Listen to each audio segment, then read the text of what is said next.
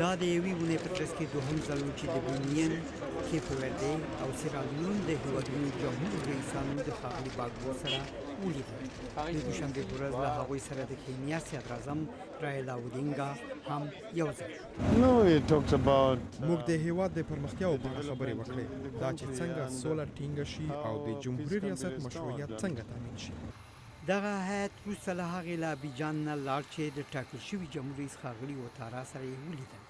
الاسانا اوتارا خبریالانو ته وویل چې د خبرو او ډیپلوماسۍ وخت تیر شوی.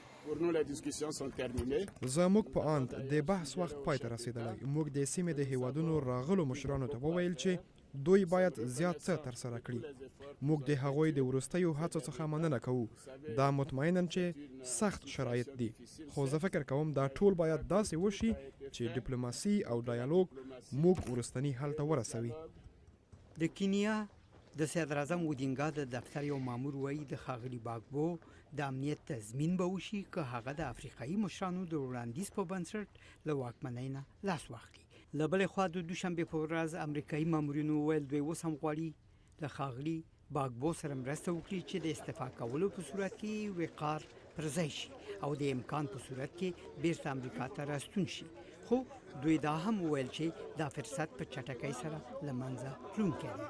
عارف عثمان روی، آشنا تلویزیون، واشنگتن.